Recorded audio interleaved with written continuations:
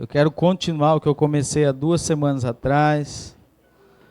Nós falamos sobre o propósito de Deus, atravessando o nosso Jordão. Quantos se lembram da mensagem? E hoje nós vamos continuar. Nós falamos um pouco aquele dia sobre entendemos que na nossa vida nós temos uma missão a cumprir, que Deus nos deu uma ordem de atravessar o nosso Jordão. Então eu não sei o que você está vivendo, eu não sei o que você está passando, mas nós em Cristo Jesus temos uma responsabilidade, nós temos uma missão a viver, nós temos um propósito a viver. Eu creio profundamente que se você é filho de Deus, quantos aqui são filhos de Deus? Levante sua mão assim. Deus não te colocou nesse mundo só para viver a sua vida. Deus não te trouxe até aqui, você não caiu de paraquedas nesse mundo distraído, para viver uma vida de pagar conta. Será que às vezes a gente fica perguntando, será que isso é tudo que Deus tem para mim? Me trazer para o Japão para mim viver aqui pagando conta? Josué capítulo 1. Será que nós estamos aqui só vivendo as lutas, as dificuldades, as batalhas da vida, os enfrentamentos que a vida nos propõe? Será que a nossa vida se resume a isso? Será que a nossa vida se resume à tentativa frenética de vivermos uma prosperidade financeira? Será que a vida se resume a termos sucesso em tudo aquilo que nós fazemos? E quando nós olhamos para a palavra de Deus, nós vemos que um filho de Deus nasceu para ser luz do mundo e sal da terra. E se você está aqui, Deus te criou, Deus te fez, Deus te gerou desde o ventre da sua mãe, para que você viva um propósito em Deus, amém? Só que para você viver esse propósito, você precisa cruzar o seu Jordão. E nós falamos na semana retrasada um pouquinho sobre isso. Sobre, para viver o novo, nós precisamos deixar o velho. Para você atravessar o Jordão, é necessário você enterrar Moisés no deserto. Então às vezes você chegou até aqui e você chegou cheio de escora, cheio de desculpa. O meu casamento não funciona porque o meu marido ou o meu cônjuge não é a pessoa que eu achava que ele deveria ser. O meu filho não vai porque a escola aqui não é a escola que eu acho que deveria ser. A minha igreja não vai porque eu acho que o meu pastor não é o pastor que deveria ser. A sociedade não vai porque não tem o governo que eu acho que deveria ter. Então nós vamos sempre colocando a nossa vida em escoras que vão nos impedindo de viver a plenitude daquilo que o Senhor tem e sonhou para nós como filhos de Deus. E para isso nós conversamos na semana retrasada sobre isso, sobre deixar o passado, deixar o seu Moisés lá atrás, enterrar ele para que você possa viver o novo, amém? E se você fez isso, hoje nós vamos para a segunda mensagem, e o tema dessa mensagem é livres para avançar, amém? Você já enterrou lá atrás no deserto o seu Moisés, você já tirou da sua vida de desculpa, você já entendeu que a vida é para frente, não é para trás, amém? Quem fica olhando para trás, querido, não anda para frente. Quem viver olhando para o deserto jamais vai tomar posse da terra prometida que o Senhor tem para a sua vida. Então é necessário você parar de olhar para trás e começar a olhar para aquilo que o Senhor colocou diante da sua vida. Então você precisa estar livre para avançar. E hoje nós vamos conversar um pouco sobre isso. Amém? Josué no capítulo 1, se coloca em pé aí, eu quero ler com você.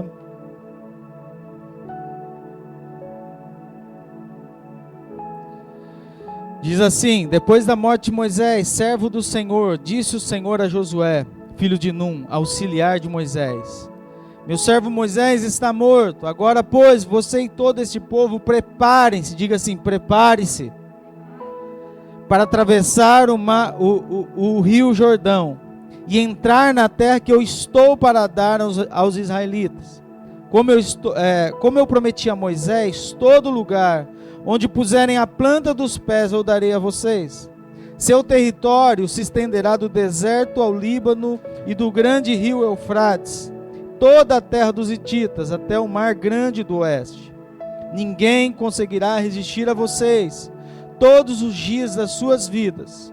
Assim como estive com Moisés, estarei com vocês também. Nunca deixarei e nunca o abandonarei. Seja forte e corajoso. porque você conduzirá esse povo para herdar a terra que prometi sob juramento aos seus antepassados. Somente seja forte e muito corajoso. Tenha o cuidado de obedecer a toda a lei que o meu servo Moisés lhe ordenou. Não se desvie dela nem para a direita nem para a esquerda, para que você seja bem-sucedido por onde quer que andar. Não deixe de falar as palavras desse livro da lei e de meditar nelas de dia e de noite, para que você cumpra fielmente tudo o que nele está escrito. Só então os seus caminhos prosperarão e vocês serão bem-sucedidos. Não fui eu que lhe ordenei, diz o Senhor.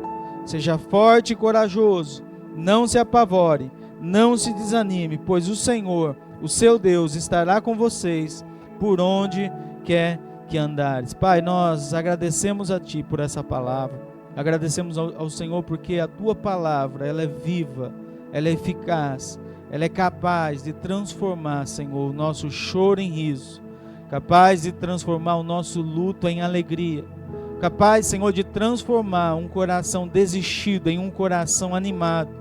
A Tua palavra, Senhor, ela é a fonte da vida, ela é a fonte da nossa existência. Nós não existimos se não for a Sua palavra, Senhor. Nós não encontramos alegria se não for pela Tua palavra. A Tua palavra, Senhor, nos encoraja, gera fé. A Tua palavra nos ensina a vivermos, Senhor, a vida que o Senhor prometeu para nós. Então, Senhor, nessa manhã, que os nossos corações, os nossos ouvidos, a nossa mente seja levada cativa ao Senhor. Eu repreendo toda ação diabólica no nosso meio, tudo aquilo que tenta arrebatar a nossa mente, a nossa atenção, nós declaramos desfeito no poder do nome de Jesus. E que o Teu Espírito Santo encontre nesse lugar corações sedentos para receber essa semente da Tua palavra, em nome de Jesus. Amém? Pode se assentar. Amém, queridos? O Senhor tem uma promessa para mim e para você, amém? Você crê nisso? Se Deus tem uma promessa para você, eu quero que você entenda algo. Nós precisamos desromantizar a vida. Nós precisamos entender que a vitória, entre a promessa e a terra prometida, existe um homem e uma mulher que precisam ser transformados. Se tem alguém que tem a capacidade de abortar as promessas de Deus na sua vida, não é Satanás. Se tem alguém que tem a capacidade de abortar os planos de Deus na sua vida, não é o seu cônjuge. Se tem alguém que tem a capacidade de abortar os planos de Deus para a sua vida, não é as pessoas da sua igreja, nem as pessoas que estão à sua volta. É só você que pode abortar as promessas de Deus para a sua vida. Fala assim: misericórdia, Senhor. É só você que pode abortar o projeto de Deus na sua vida. Se o Senhor tem promessa na sua vida, só existe uma pessoa que pode abortar isso na sua vida, e é você mesmo. É a sua postura, é a sua decisão de caminhar uma vida na direção daquilo que Deus tem para a sua vida, que vai fazer você viver as promessas de Deus. São pessoas indesistíveis. Nós estamos olhando para um povo que durante 40 anos esperaram essa promessa de Deus se cumprirem na sua vida. Um povo que viveu 40 anos com aquele povo obstinado, sem caráter, aquele povo rebelde à vontade de Deus, um povo que só murmurava, que só reclamava, mas esses homens, Josué, Caleb e sua família, manteram a sua fé e a sua esperança em Deus durante 40 anos. Você tem motivo para desistir com as pessoas que estão ao seu lado, não tem? Fala a verdade. Você tem ouvido na internet, nas redes sociais, notícias ruins sobre o Japão, sobre a economia, sobre o mundo, não tem? Mas isso não pode te fazer desistir, porque alguém que está com os olhos nas promessas de Deus não desiste diante de adversidades. Alguém que está com o coração fervendo, com o coração queimando, jamais desiste daquilo que Deus tem para a vida dele, mesmo em um ambiente em que as coisas e as circunstâncias não são favoráveis. Eu não sei se você percebeu, mas a palavra de Deus diz que nós, filhos de Deus, nós, ovelhas do rebanho de Deus, somos enviados como ovelha no meio de lobos. Olha que interessante o que a palavra de Deus está dizendo, que nós estamos colocados nesse mundo em um ambiente totalmente hostil, em um ambiente totalmente contrário àquilo que talvez muitos de nós sonhamos e esperamos, em um ambiente que talvez você olhe, você pense com você mesmo, não há esperança nesse ambiente. Mas a palavra de Deus vai dizer que o justo viverá da fé. Fala assim, o justo vive pela fé. Deus não nos colocou no mundo para vivermos segundo o que vemos, mas para viver segundo o que cremos. Deus não nos chamou para viver segundo o que os nossos olhos estão observando, mas segundo a nossa fé está confiando. Existe um lugar em Deus, o lugar da promessa, o lugar da segurança, o lugar onde você encontra fortalecimento mesmo em um mundo caído. Existe um lugar em Deus onde você pode se sentir seguro mesmo em meio a um mundo hostil. E eu quero que você aprenda com esse texto, com essa mensagem, as posturas que você precisa ter para você vencer e viver as promessas de Deus. Amém? Diga assim, vencendo o meu eu. Muitos acreditam que para viver a promessa precisa de uma nova revelação. Muitos acreditam, pastor, eu tenho uma promessa de Deus na minha vida, mas eu estou esperando uma revelação nova. Eu estou esperando, Senhor, algo novo acontecer. Eu vou orar e Deus tem que fazer algo novo, mas tem que enviar um profeta para falar comigo. Eu quero viver a vontade de Deus, mas eu estou esperando uma revelação nova. E muitas das vezes, queridos, nós precisamos entender que não existe revelação nova, que a palavra de Deus é toda a revelação que nós precisamos de Deus. O que nós precisamos é vencer o nosso eu. Fala assim, eu preciso vencer o meu eu. Então existem muitos gurus vendendo informação que teoricamente vai transformar a sua vida. Promessas como a chave do sucesso, 7 passos para uma vida próspera, 5 passos para a felicidade. Pessoas dizendo, e não estou dizendo que esses livros são ruins, ou que são coisas que não vão funcionar, até vão funcionar, mas você sabe onde você vai se esbarrar quando você lê esse livro? Em você mesmo. Porque os 7 passos podem ser muito claros, mas a dificuldade não é você entender o que você tem que fazer. A dificuldade é você viver aquilo que você precisa fazer. Eu sempre dou o exemplo de finanças. Quantos aqui sabem que não pode gastar mais do que ganha? Levanta a mão. Aí a pergunta que eu quero fazer, e você não precisa responder, é o seguinte: por que você vive endividado?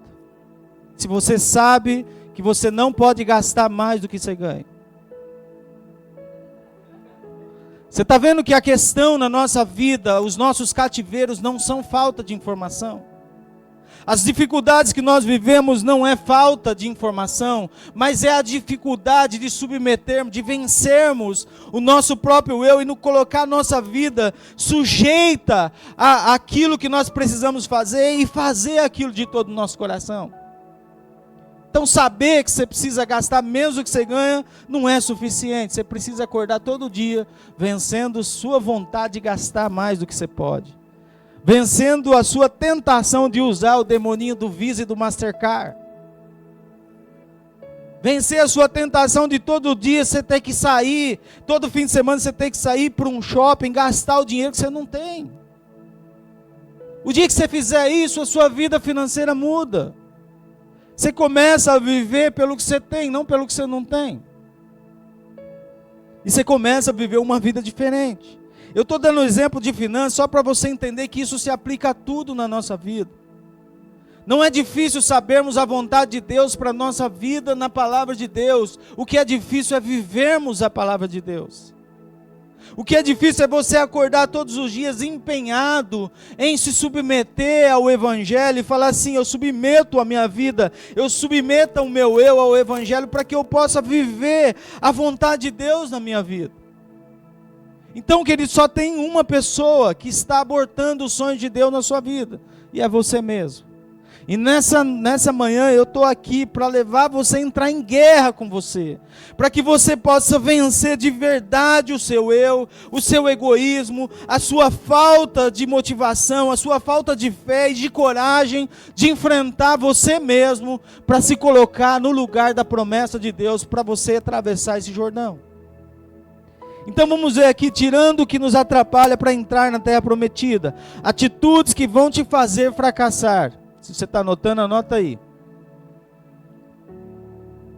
Atitudes que vão te fazer fracassar no que Deus tem para a sua vida. A primeira delas, falta de fé. Diga assim, falta de fé. A palavra de Deus diz que sem fé é impossível agradar a Deus. Queridos, existe uma promessa de Deus para aquele povo, que Deus daria para aquele povo uma terra que emana leite e mel.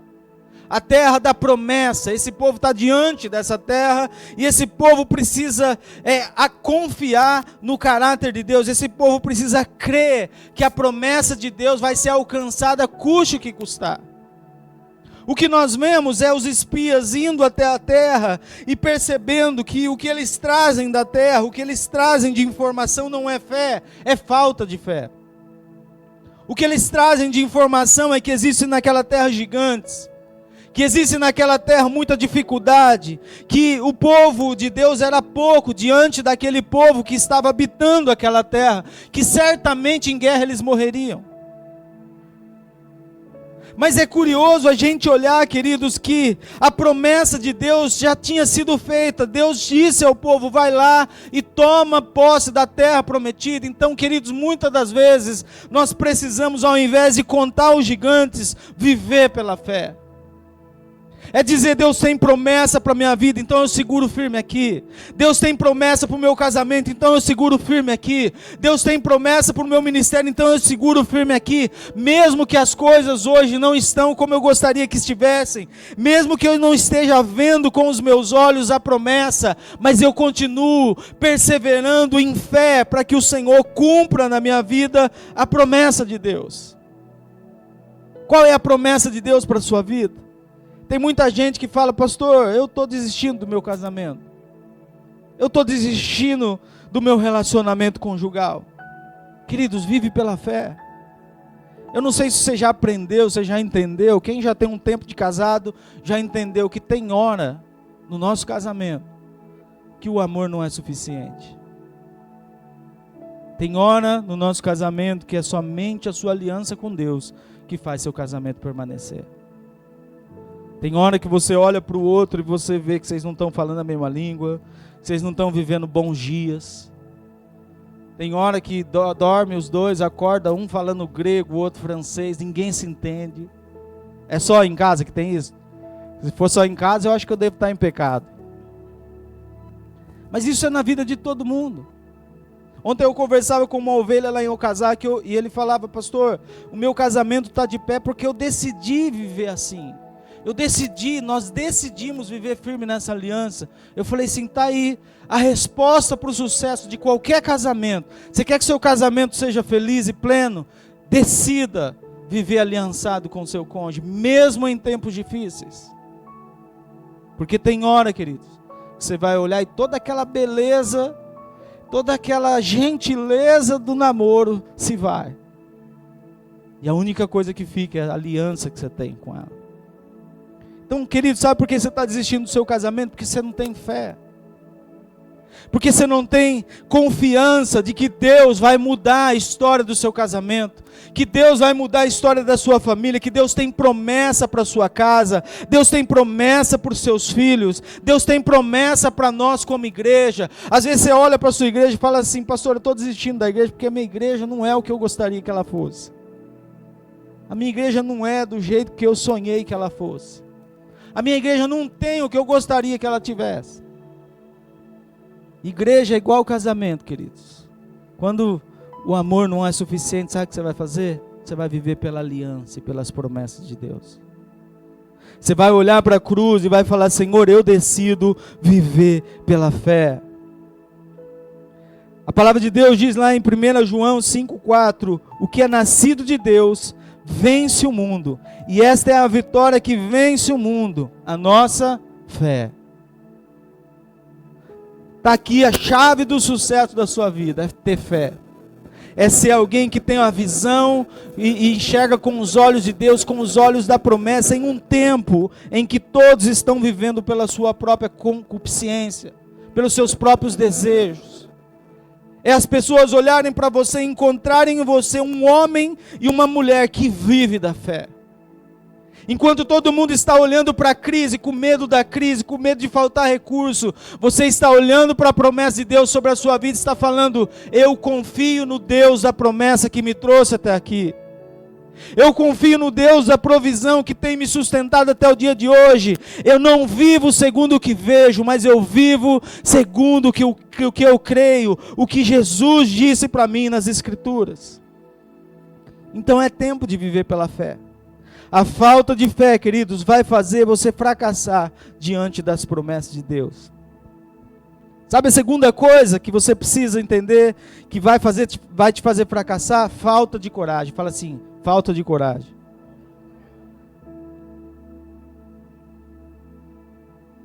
Josué 1,9 diz assim: não fui eu que lhe ordenei, seja forte e corajoso. Coragem, queridos. Esse segundo tópico tem tudo a ver com o primeiro. É impossível ter coragem se não temos fé.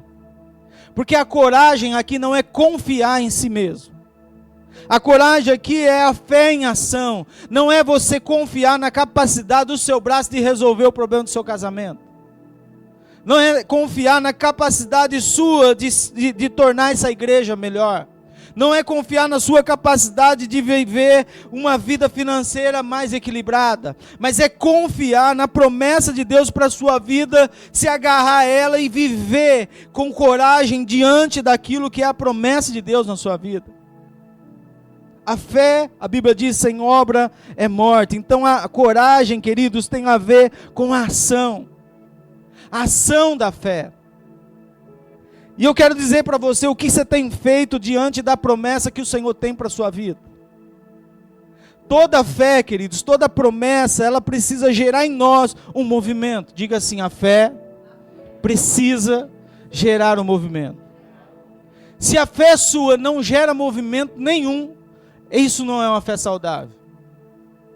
Se a fé que você tem em Cristo Jesus não te move a viver coisas diferentes, você precisa ressignificar e buscar entender aquilo que você está vivendo de verdade. Porque talvez o que você está vivendo é apenas crença, não é fé. A fé precisa gerar um movimento. E qual é o movimento? Um exemplo: você está com problema no casamento, você está vendo que o seu casamento não está bem, você está vivendo dias difíceis, você olha para as promessas de Deus e a sua ação precisa ser uma ação na direção da promessa de Deus. Então você começa a profetizar sobre o seu cônjuge, mesmo que seus olhos não estão vendo. Você começa a impor a mão e orar, você começa a profetizar, você começa a declarar sobre a sua vida, sobre a sua família, sobre o seu casamento, você começa a crer, queridos, trazer à sua memória aquilo que te dá esperança. É produzir através da sua fé uma ação que te leva em direção ao alvo da promessa de Deus. A sua igreja está fria, está desanimada, a sua igreja está todo mundo meio desanimado nesse momento, então você precisa olhar para essa igreja e você precisa gerar esse entendimento, precisa gerar em você um movimento que te faça ser um instrumento de Deus para avivar a sua igreja. Porque senão, queridos, é só crença, não é fé. E Deus não chamou a gente para crer, para acreditar. Deus nos chamou para ter fé e para viver pela fé. Então um homem e uma mulher que vive pela fé olha para a promessa e não está preocupado com o tamanho do Jordão. Ele está confiante que Deus vai nos ajudar a atravessar e que nós vamos colocar os nossos pés na promessa de Deus, custe o que custar, haja o tempo que houver, nós vamos viver a promessa. O Senhor te chamou para ser um Josué, um Caleb, homens e mulheres que estão comprometidos com a promessa, que estão olhando para a promessa, que não se desanimam porque o outro está desanimado. A sua fé, queridos, a fé saudável, genuína, é aquela fé que se você vê o irmão desanimado, você anima ele. Se você vê o irmão murmurando, você vai lá e exorta ele, você leva ele a viver uma fé saudável, você inspira ele, porque a sua fé leva você a uma ação, a um movimento em direção à promessa.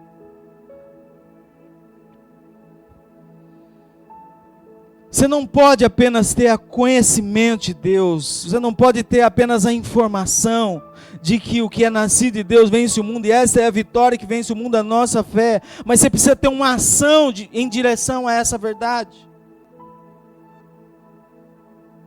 O Evangelho em ação na nossa vida tem que nos levar em direção ao outro. Queridos, uma igreja que não entende a responsabilidade de evangelizar, ela precisa de novo ser evangelizada.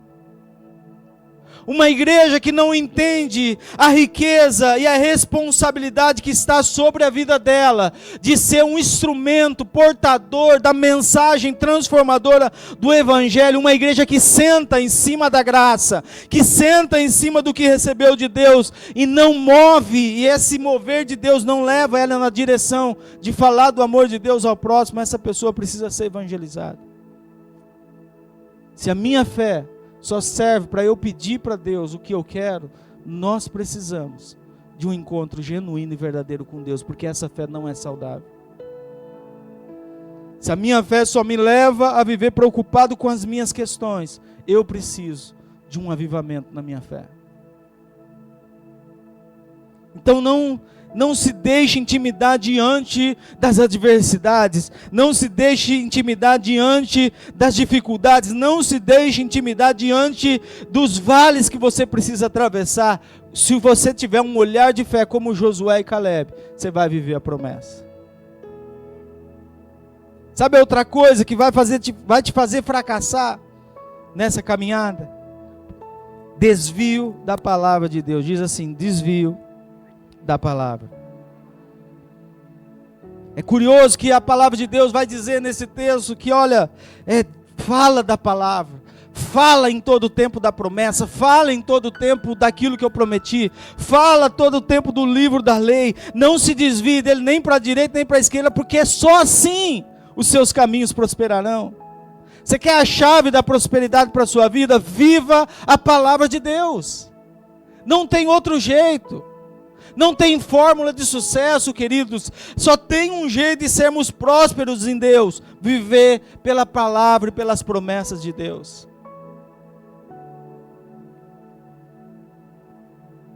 Não perca de vista as palavras. Não perca de vista as promessas. Quando você estiver vivendo situações difíceis no seu casamento, você olha com o olhar da palavra de Deus e profetiza a palavra de Deus. Eu e minha casa serviremos ao Senhor. Eu vou experimentar o melhor de Deus nesse tempo. Eu vou viver coisas extraordinárias na minha casa, na minha família, na educação dos meus filhos. Eu vou viver um avivamento na minha igreja. Olha, queridos, e comece a declarar a palavra, porque é só assim você vai viver a promessa. Não tire diante dos teus olhos a palavra de Deus em nenhum momento. Você está vivendo um problema no seu casamento, nos negócios, em algum relacionamento? Não se afaste da palavra de Deus, porque é só ela que vai te fazer prosperar. Sabe a quarta coisa que vai te impedir de viver as promessas de Deus? Esse aqui é difícil, hein, gente? Diga assim: murmuração. É curioso que ele vai dizer assim: não deixe de falar as palavras desse livro. Queridos, quantos de nós, diante das adversidades, diante do desânimo geral, diante das notícias ruins, ao invés de trazermos à nossa boca a palavra de Deus e falarmos dela e profetizarmos vida e profetizarmos que aquele vale de ossos secos vai tornar vida, nós começamos a murmurar. Ao invés de você olhar para o seu cônjuge e profetizar sobre a vida dela, você começa a reclamar. Você chega lá na pessoa, lá na fábrica, e começa a falar: ih, meu casamento está uma porcaria. A minha igreja está uma porcaria. A minha igreja não é o que eu gostaria que ela fosse. Os meus irmãos não são o que eu gostaria que fosse. O ministério de louvor não canta as músicas que eu gostaria que eles cantassem. O pastor não prega do jeito que eu gostaria que ele pregasse. Nós começamos a murmurar. A murmuração é a garantia que você vai fracassar diante daquilo que Deus colocou na sua vida. Você tem uma promessa para o seu casamento, sim ou não? Você tem uma promessa para a sua vida, sim ou não? Então para de murmurar. Para de reclamar, para de olhar para a sua vida e enxergar somente aquilo que os seus olhos doentes estão vendo, e começa a olhar com o olhar da promessa. Para de entrar na terra prometida e começar a contar gigante, comece a olhar para os gigantes e dizer: eu tenho uma promessa de Deus na minha vida, e você vai cair, porque o Senhor prometeu e Ele vai cumprir. Não reclame da situação.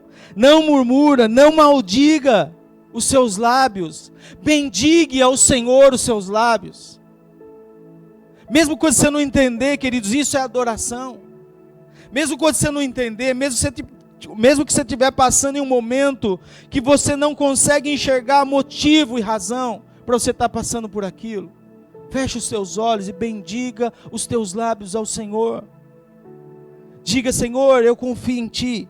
Eu confio nas Suas promessas, eu confio nos Teus propósitos, eu confio nos Teus desígnios, eu confio, Senhor, no Teu caráter, Senhor. E eu sei que esse tempo vai passar e que a promessa do Senhor vai estar diante dos meus olhos. A garantia do fracasso é a murmuração. Você quer ver outra coisa que vai te fazer fracassar? A falta de gratidão. A gente tende, queridos, em olhar as coisas ruins que estão acontecendo à nossa volta. Isso, sabe o que é? É fruto do nosso coração doente. Porque os nossos olhos veem com a doença do nosso coração. Você vê a vida sua e a do outro. Ouça, deixa Deus ministrar o teu coração. Você vê a sua vida e a do outro com a doença do teu coração. Então cuidado, queridos, se a sua vida é uma vida que só fala do outro. Porque provavelmente é o seu coração que está doente. Cuidado quando você senta na mesa para falar do outro, porque provavelmente é o seu coração que está doente. Porque um coração sensível, um coração queimando por Deus, um coração alegre, a palavra de Deus diz que aformoseia o rosto, e um coração cheio de propósito, senta na mesa para falar das promessas de Deus. Um coração cheio da presença de Deus senta numa mesa para lembrar e trazer à memória aquilo que dá esperança. Um coração cheio de Deus senta na mesa para fortalecer o outro, para viver as promessas de Deus. Um coração cheio de Deus, cheio de promessa, senta na mesa, queridos, para dizer: olha, eu ainda não estou vendo com os meus olhos naturais, mas os meus olhos espirituais já estão tomando posse da terra que o Senhor prometeu me dar. Então comece a agradecer. Às vezes nós olhamos para a nossa vida e a gente só vê coisa ruim. A gente vê que o nosso filho não é do jeito que a gente gostaria, que a nossa conta não está do tamanho que a gente queria, que o nosso trabalho não dá aquilo que a gente acha que ele deveria dar, que a nossa igreja não é aquilo que a gente acha que deveria ser. A gente olha as coisas à nossa volta sem a gratidão, queridos, de perceber e reconhecer o que Deus já tem feito na nossa vida. Porque ao invés de olharmos aquilo que não temos, nós não olhamos aquilo que nós já temos. E segundo as Escrituras, nós já temos tudo que precisamos para viver a plenitude da vontade de Deus. Então comece a olhar, queridos, com um olhar de gratidão. Quando você estiver vivendo um tempo de tribulação no seu casamento, comece a declarar palavras de gratidão para o seu cônjuge. Isso é uma bênção na minha vida. Você é uma bênção na minha história. Você faz parte daquilo que Deus sonhou para mim como família. Você é uma parte fundamental dessa casa. Obrigado, amor, por lavar roupa. Obrigado por cuidar de mim, por fazer comida. Obrigado. Começa, queridos, a ser grato por aquilo que você já tem. E para de olhar para aquilo que você não tem. Deixa eu dizer, a promessa de Deus não vai se cumprir porque está faltando na sua vida alguma coisa que Deus ainda não deu. Tem gente que está achando que Deus errou no tamanho das coisas que Ele te deu, amém? Deus tem promessa para sua vida? Tem sim ou não? Então por que você está achando que você não tem o que você precisava ter para você viver a promessa? Pastor, eu quero ser um missionário. Comece a ser missionário na sua fábrica. Pastor, eu quero ser próspero, eu quero ser alguém generoso. Então comece a exercer generosidade agora, na onde você está, nesse lugar que você está. Pastor, eu quero que a minha igreja seja avivada, então aviva o teu coração. Seja você uma chama, uma brasa no meio da igreja, que onde você passar o fogo vai pegar, e as pessoas vão queimar de paixão por Deus. Não depende do outro, queridos, e não está no outro a resposta para que Deus tem para fazer na sua vida nesse tempo. A ingratidão revela um coração adoecido e desconectado com a verdade da palavra. A sexta coisa, atribuir culpa aos outros. Oh Deus de misericórdia. Josué 1:2 diz assim: meu servo Moisés está morto, agora pois você, fala assim, você. É interessante que Deus fala para Josué, agora Moisés morreu, agora é com você. Essa palavra de Deus para a sua vida agora é com você. Pastor, eu não estou vivendo meu ministério porque um líder lá atrás me frustrou. Não estou aqui para desmerecer a sua frustração, mas eu estou dizendo para você que não depende desse líder você viver as promessas de Deus na sua vida. Pastor, o meu casamento não é o que eu gostaria de ser porque meu cônjuge é o culpado. Pastor, a minha igreja não é o que gostaria de ser porque os irmãos da igreja não são do jeito que eu gostaria que eles fossem. Pastor, essa igreja não está fazendo a diferença porque o pastor não é o tipo de pastor que eu gostaria que ele fosse. Culpar os outros, atribuir culpa aos outros, é você assinar uma sentença de fracasso diante das promessas de Deus para a sua vida. Comece a olhar para você com responsabilidade e dizer: Senhor, onde eu preciso avivar minha fé? Se é avivamento que a minha igreja precisa, eu vou orar a Deus e dizer: Senhor, começa em mim. Envia avivamento, mas começa em mim, Senhor. Se é alegria que a minha igreja precisa, então começa em mim. Começa a olhar para você com um olhar de responsabilidade e diz: Senhor, que seja eu o instrumento de Deus para mudar tudo aquilo que está à minha volta. O meu casamento não precisa de outro, eu não preciso de outro cônjuge para minha vida ser feliz, eu preciso de outro eu. Um eu rendido a Cristo, um eu morto para as minhas vontades, um eu que se sujeita aos propósitos de Deus. Mudar de casamento não vai adiantar a sua vida. Deixa eu te dar uma profecia. Mudar de parceiro não vai mudar a sua vida, só vai mudar o tipo de problema que você vai ter. Mas você vai ter que morrer para a sua vontade, para você viver as promessas de Deus. Trocar de igreja não vai fazer você resolver seus problemas. Só vai fazer você ter problemas diferentes. Trocar os seus filhos não vai fazer você viver, se livrar dos seus problemas. Só vai fazer você ter problemas diferentes. Então qual que é a nossa responsabilidade? Olhar para mim e dizer, como o Senhor disse a Moisés, a Josué: agora, pois, você, Josué, assuma a sua responsabilidade. Diga assim para a pessoa que está do teu lado, com um olhar profético. Fala assim: você precisa assumir a sua responsabilidade. Amém? O reino de Deus é o reino de pessoas maduras. De homem e mulher que olha para si mesmo e reconhece a sua sujeira. De homem e mulher que olha para si mesmo e reconhece os seus erros. Homem e mulher que olha para dentro de si e reconhece o quanto os nossos lábios são impuros. O quanto os nossos pensamentos são escuros. O quanto as nossas ações muitas vezes são desconectadas da verdade. Homens e mulheres que olham para si e reconhecem que precisam ser transformados pelo Evangelho. Homem e mulher que olha para si antes de olhar para o outro e diz: Senhor, não muda ele, muda eu.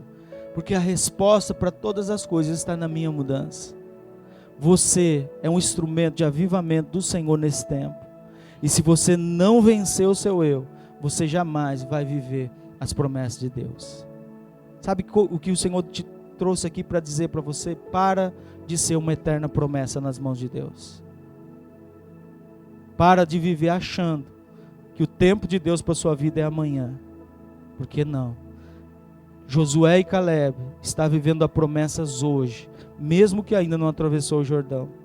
Porque viver a promessa não tem nada a ver com pisar na terra prometida, mas tem a ver com a fé que está te guiando até esse lugar da promessa. O justo viverá da fé. Se coloque em pé em nome de Jesus.